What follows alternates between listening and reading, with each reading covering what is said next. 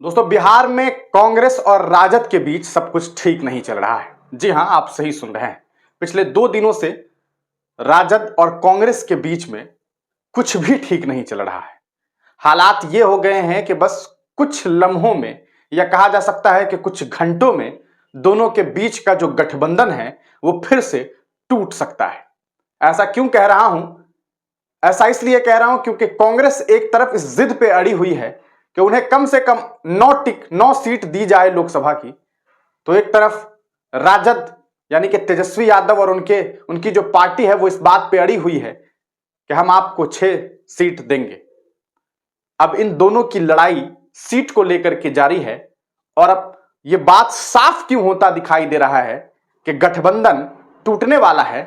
ऐसा इसलिए क्योंकि जिस तरह से फैसले हो रहे हैं उससे यह साफ होता जा रहा है कि गठबंधन टूटता हुआ दिखाई दे रहा है। आपको स्क्रीन पर एक तस्वीर दिखाई दे रही होगी। तस्वीर में आपको लालू यादव के पुत्र तेजस्वी यादव और साथ में बीमा भारती जी दिखाई दे रही हैं। बीमा भारती जी जदयू में थी, यानी कि जनता दल यूनाइटेड, नीतीश जी के पार्टी में। उन्होंने इस पार्टी से इस्तीफा दिया। इस्तीफा देने के कुछ ही घंटों के बाद राजद का सदस्यता लिया और अब ये राजद पार्टी में आ गई हैं। अब बीमा भारती जी आई क्यों है? ऑब्वियस सी बात है, चुनाव के वक्त में आई है तो चुनाव लड़ने के लिए आई है। तो चुनाव लड़ेंगी कहां से? चुनाव लड़ेंगी पूर्णिया से। खुद इन्होंने ये बात कही है कि पूर्णिया की जनता हमारा इंतजार कर रही है। तो बीमा जी जा रही है पूर्णिया लड़ने के लिए, तो फिर ये बताइए कि पप्पू यादव जी कहां से चुनाव लड़ेंगे? मधेपुरा जाने के लिए वो अभी तैयार दिख नहीं रहे हैं। जैसे ही ये फैसला हुआ है, पप्पू यादव ने सोशल मीडिया पे ट्वीट किया है, यानी कि एक्स प्लेटफॉर्म पे ट्वीट करके उन्होंने ये जानकारी दी है कि मर जाऊंगा, कांग्रेस में ही रहूंगा, दुनिया छोड़ दूंगा, पूर्णिया नहीं छोड़ूंगा। इस बात से साफ समझ में आती है कि अगर बीमा भारती जी वहां से चुनाव लड़ती हैं तब भी पप्पू यादव जी चुनाव लड़ रहे हैं। मतलब साफ है कि कांग्रेस अलग होने जा रही है। और अगर ऐसा होता है तो फिर बिहार में एक अलग तरीके का समीकरण दिखाई देने को मिलेगा और लड़ाई अब किसके किसके साथ होगी इसका अंदाजा लगा पाना बेहद मुश्किल।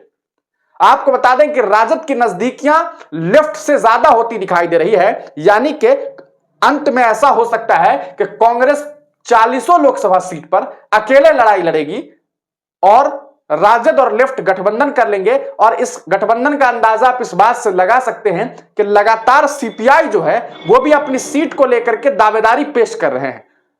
हालात तो यह है कि सीपीआई ने मधुबनी से भी लड़ने की बात की है। हालांकि अली अशरफ फातमी महागठबंधन से यहां से और दरभंगा से ललित यादव जी चुनाव लड़ेंगे, इसके बारे में लगभग तय माना जा रहा है। लेकिन अगर गठबंधन टूटता है तब कौन कहां से चुनाव लड़ेगा इसका अंदाजा लगा पाना मुश्किल होगा। बीमा भारती के अभी अभी तुरंत पार्टी को छोड़ करके आना और जिस तरह से बिहार में लगातार इस्तीफा पे इस्तीफा का खेल शुरू हो गया है, लगातार हर 2-4-5 घंटे में किसी एक नेता, किसी पूर्व विधायक, कोई विधायक की जो सदस्यता छोड़ रहे हैं और किसी और दल की सदस्यता ले रहे हैं, यह बात साफ होता दिखाई दे रहा है कि बिहार में अगले 24 से 48 घंटे में कुछ बहुत बड़े बड़े फैसले होने हैं।